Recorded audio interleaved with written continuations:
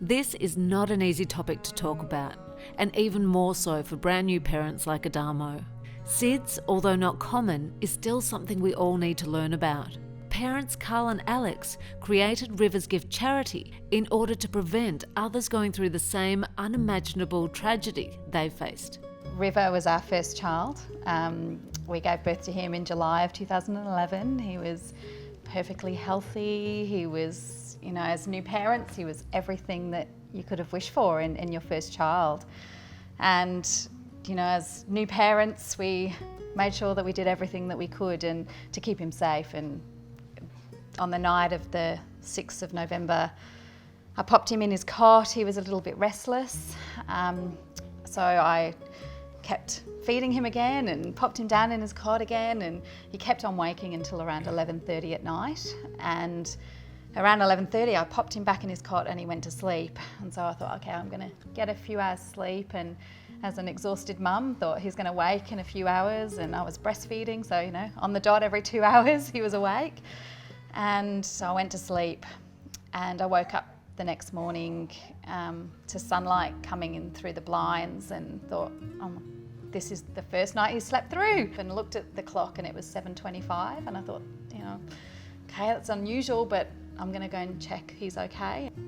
And I walked into his nursery, and he had moved up the cot a little bit, but he had his face away from me, and I touched him and just instantly screamed for help.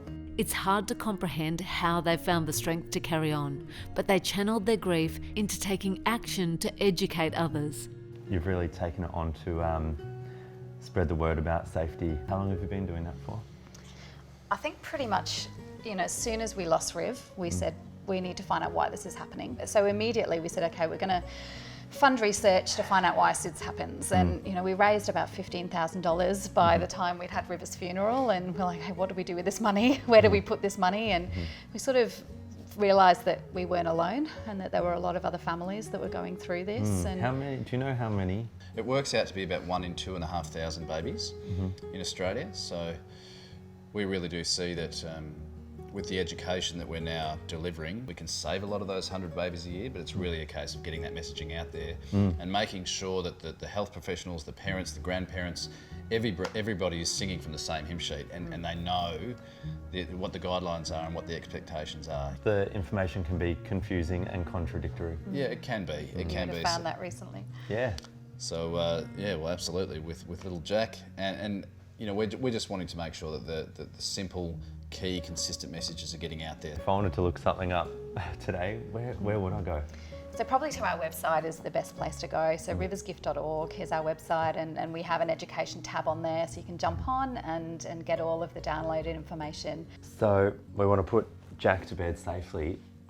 What's the main priority when we're considering putting our baby to bed? So what we're trying to promote to parents is to remember back. So for the B is to sleep baby on the back, to sleep for every sleep. Okay. Day and night, not on the side or tummy. The A is for airways, so to keep his head and face uncovered always. Nothing to go over his head, like not to wear a hat or a bonnet. No hoodies to be used in bed. Okay. The C out of back is to sleep them in the safest product that we know, which is a household cot that meets the current standard. And the K is keep him smoke-free. Smoke-free environment all the time. I thank you from my behalf and all young parents and parents-to-be. I think the work that you're doing is phenomenal. It's going to touch the lives of so many people, and it's so tragic what happened, but the amount of good that is coming from this is immeasurable. So thank you guys. Thank you. Thanks, Thank Adamo. you. It's beautiful.